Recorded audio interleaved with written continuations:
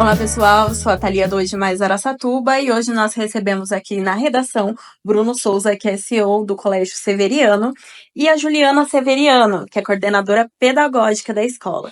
Sejam muito bem-vindos. Obrigada. Obrigado, Thalia. Conta pra gente qual é o segredo do Severiano para manter uma excelência no ensino, uma excelência na educação. Thalia, é um conjunto de fatores, né, eu diria, mas a excelência do Severiano, acho que a maior marca, a principal marca, está na humanização, no amor, né, que nós temos, tanto com os nossos profissionais quanto com os nossos alunos, a paixão, né, eu diria, paixão pela educação, por esse chamado, né, eu digo que a educação é um sacerdócio, então é isso que nos diferencia, além de tantas outras qualidades que a gente pode falar depois.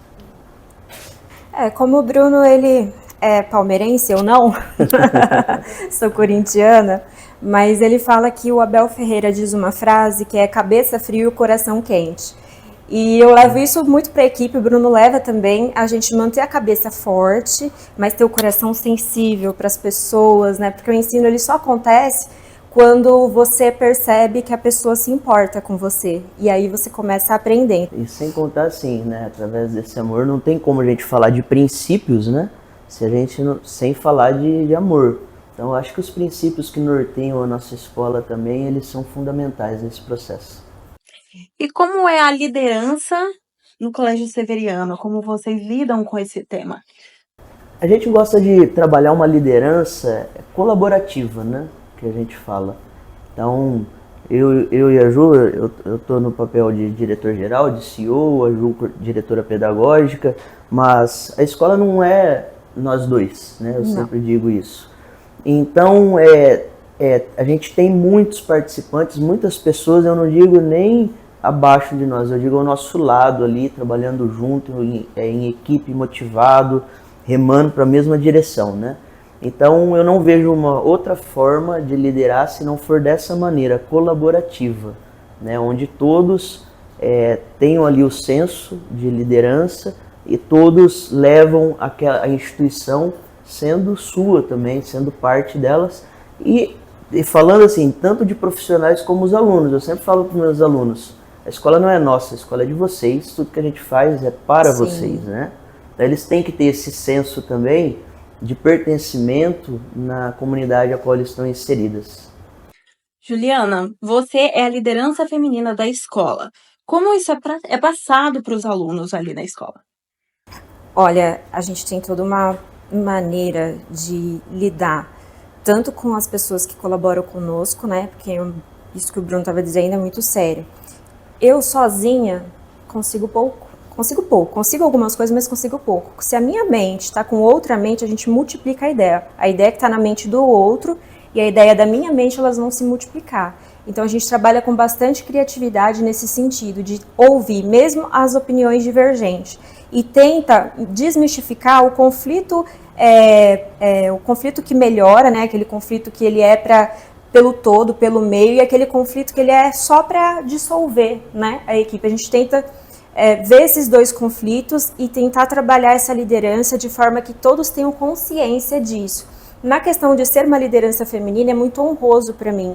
E eu coloco de uma forma também para que as mulheres não tragam a competição entre elas no ambiente de trabalho, o que em muitos ambientes tem muito. E até mesmo quando elas chegam num cargo mais elevado, elas têm medo de passar o conhecimento para as outras que estão vindo ali ou para os seus pares. E de verdade eu não tenho. Quanto mais conhecimento eu busco e tenho, mais eu tento passar para a minha equipe, mais eu dou de graça o conhecimento. É uma coisa assim que eu teria vocação mesmo para fazer. E às vezes eu falo que eu sou meio que uma engenharia em empresário, porque isso era o que eu gostaria de sair fazendo, passando conhecimento, mas eu tenho que estar como empresário. Então não é que eu sou uma empresária nata, o Bruno já ele é aquele empresário nato que põe ali o olho e tal, e eu sou mais essa questão da liderança, então eu sou um pouco híbrida, diria. É interessante a Ju falar, até nós enquanto casal, né, a gente trabalha muito essa questão de formar liderança, né, como ela mesma disse. Então a gente não tem ela como mulher, zero, como que fala, medo de perder, de formar, né? Eu não, eu fico feliz. Muitas vezes meus profissionais recebem propostas para ir para outras instituições, e é claro que muitas vezes eu faço de tudo para não liberar, porque é uma parte fundamental, mas quando não tem jeito eu sou o primeiro a apoiar, vai voar, né?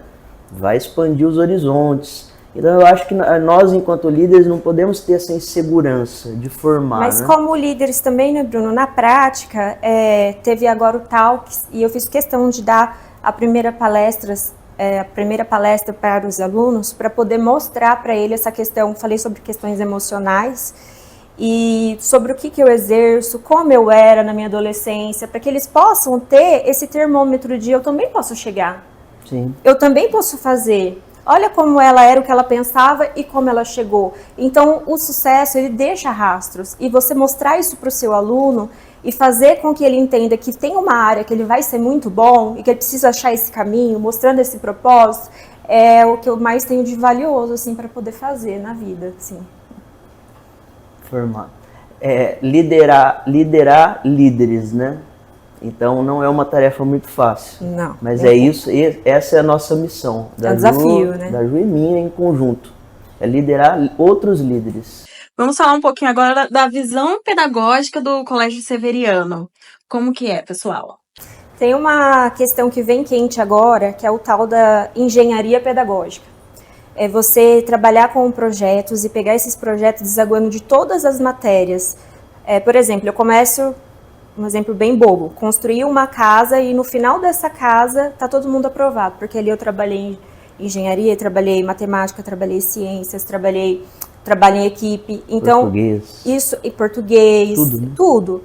Né? Como é que eu falo em inglês, várias coisas que estão ali, que são pesos e medidas, grandezas de medida, que são universais, como é que eu falo em outras línguas. Então, assim, trazer tudo isso para um projeto para que a criança possa conectar, né, e o adolescente conectar uma coisa com a outra. Porque o conhecimento, ele isolado numa parte do cérebro, você se torna só especialistas e gente inteligente. Mas você saber onde conectar cada pensamento, aí isso é a sabedoria.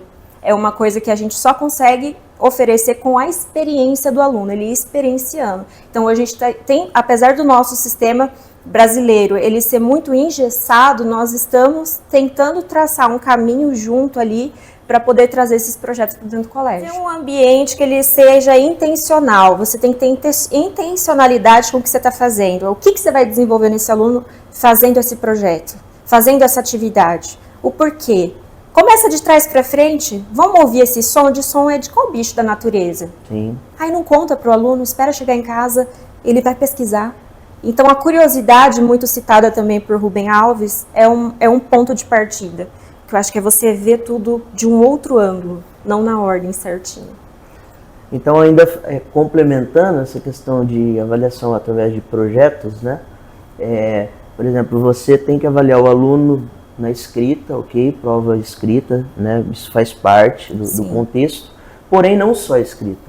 Então, esse aluno tem que ser avaliado pela participação dele, tem que ser avaliado pelas habilidades que ele tem, muitas vezes na comunicação, né? Muitas vezes as habilidades que ele tem também na expressão.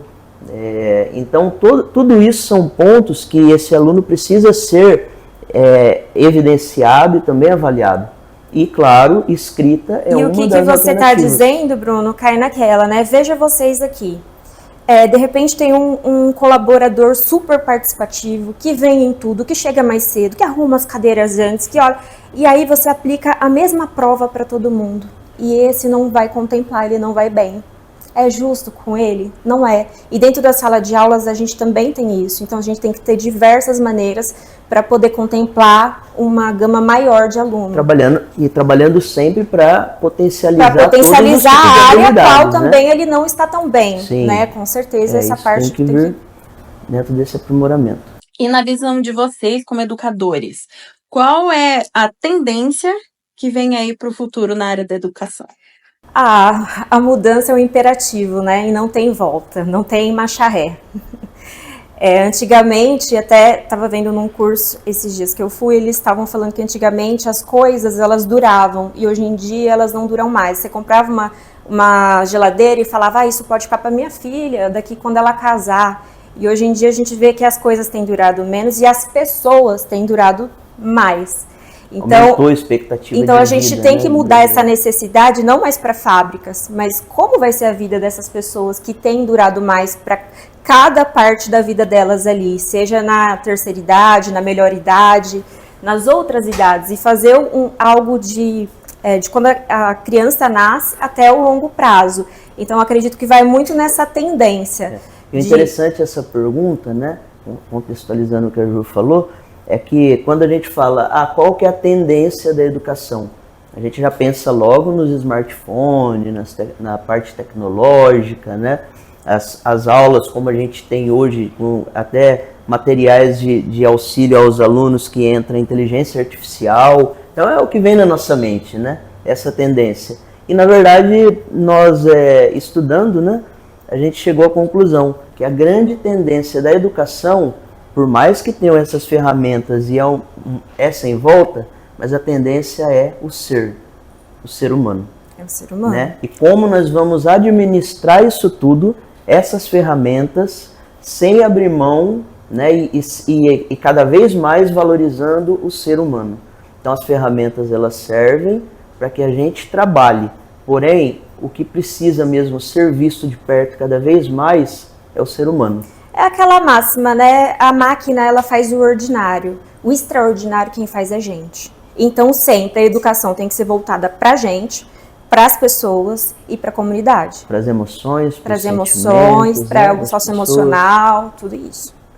Olá, eu quero convidar você, pai e mãe, que ainda não conhece o Colégio Severiano, venha nos fazer uma visita e acompanhar de perto toda a modernidade que nós trazemos para o seu filho. Temos uma estrutura confortável, ampla, sistema de ensino PH da Somos Educação e ainda contamos com a plataforma Plural de apoio ao seu filho nos estudos. Venha conhecer, vem! Bruno, Juliana, agradeço muito a presença de vocês. Obrigada. Muito obrigada pelos esclarecimentos aí acerca do Colégio Severiano. É isso, pessoal. Até mais.